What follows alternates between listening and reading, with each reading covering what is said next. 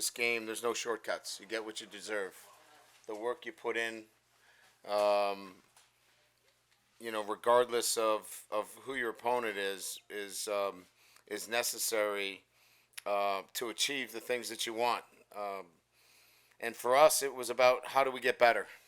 And defensively, we've been on this, um, you know, upward trajectory of working to get better each and every week. I thought we reached that again this week. And then offensively, again, I think this is the seventh week in a row, or is it sixth or seventh?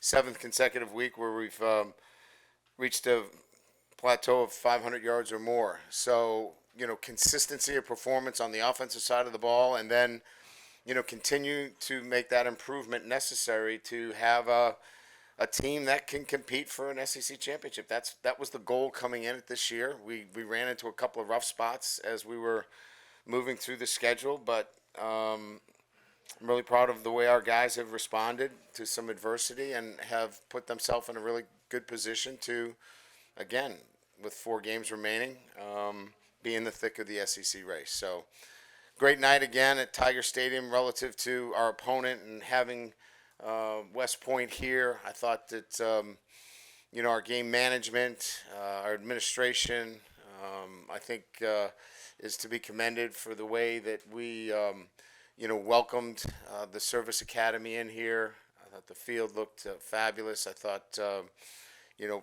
having, just the entire atmosphere, really resonated in honoring, our Service Academy and those that serve our country. So, great night here at Tiger Stadium. So with that, I'll open up the questions. Thank you. Right over here. Just what was the deal with Zy Alexander going out in the end of the first half, and then you mentioned it in the offset. 7 straight games of 500 yards offensively. Just can you just expand on just how efficient you guys are running right now? Yeah, a lower body injury that'll get evaluated here over the next 24, 48 hours. We'll get a better picture of that. The offensive efficiency is one where you look towards one guy and then somebody else steps up. Last week Brian Thomas didn't have but 2 catches, I think, and then obviously has an explosive night tonight. So we just have so many different options and so many different weapons, and the running game obviously was not something that we went to right away. We felt like throwing the football was the best way to move the football tonight, but then we come out with in terms of running the game, we rushed for over 200 yards again.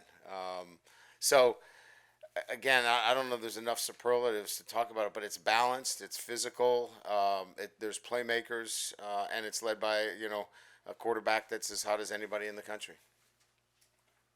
Coach, right here, was Denver Harris available to play in this game? No, inactive. Inactive? Okay. Yes.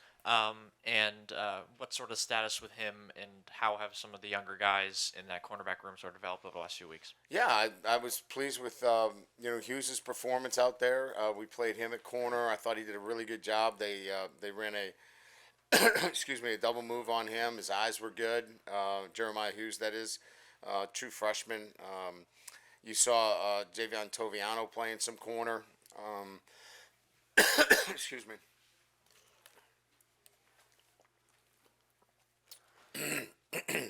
So, those are the guys we've got. We're down to playing 2 corners that are true freshmen. You guys got anybody else?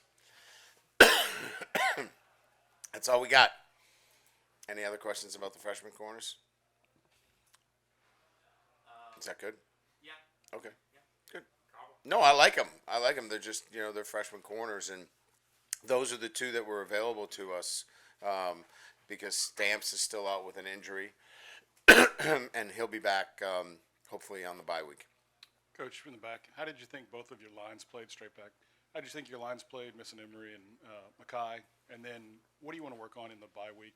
Have you identified anything, or is that what the bye week is for? At first glance, I thought our individual techniques up front were much better. I thought we played with better pads. Our gap integrity and gap control was pretty good on the defensive line. from an offensive line standpoint, we handle a defense that does a lot of movement and there's a lot of stunting. So I'll have to watch the film to get a better sense. I was really locked in more with the defensive line play. But again, I think, Daniels was pretty clean up front. There was one time that, there was some pressure, but I think all in all, I think, we're really getting the kind of offensive line and defensive line play that allows you to be a very good football team. As it relates to the bye week, we'll look at some things that we think that are important for us to address in practice before we, start to look at Alabama. I think there's some things that individually that we want to get some players to look at, and then some scheme things, and we'll do that on Tuesday and Wednesday. Coach, over here, overall, just with the vertical passing game, how good did it look? What was the key to sort of open it up and getting those big shots down the field? Well, again, it's a combination of finding your one-on-one matchups when it's man coverage, and then we're getting a combination of some cover too, where they're rolling the corner to Malik's side, and you got split safeties, and those kids are pretty good. They're going to run off safeties anytime. So I just think it's again, we're going to take advantage of our athletes in space against what you give us in terms of coverage. And if you're going to play a lot of cover two, we're going to run the football, and we're going to push the ball down the field vertically. Coach, right here. Ever since the second half of that Missouri game, you guys have tried to kind of marry the concepts of discipline and aggressiveness defensively. With this game, that obviously played a big part. Where do you feel like you are kind of heading into that bye week and in the latter half of this season where it's going to be important? Yeah, I mean, obviously I'm pretty pleased with, playing a team that runs, a very difficult offense, because you have to leverage the football, you have to tackle well, you have to have gap integrity. All the principles of playing good defense are on display tonight. You have to have those in place. And so, we passed the test. Now, again, I'm not ready to nominate this defense for, any award, but they are making the progress necessary to continue to build and have the building blocks to be a defense that can be a championship, football team. So good steps forward tonight. This was a big step for us. I have a cough drop if you need one, and I'm not It's being not sarcastic. a cough drop. It's I don't know. I'm just so excited to be with everybody here tonight. Getting a little choked up. On a serious note, talking about the defense, I was serious. Andre Sam, 2 interceptions, his growth and his progression this season. Yeah, it's fun to watch. His patience is really what's starting to show. I thought he took himself out of some plays earlier in the year, being maybe just a little too aggressive or out of control. If you remember early on, maybe some missed tackles. He's really settled in and is playing confident and patrolling the middle of the field. He had a couple maybe, he'd like to have back, or he'd had 4 interceptions. But playing at a high level, we need him to continue to do that. If he does, he presents a solid piece for us back there.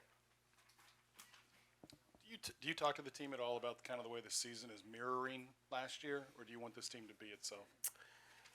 Not really.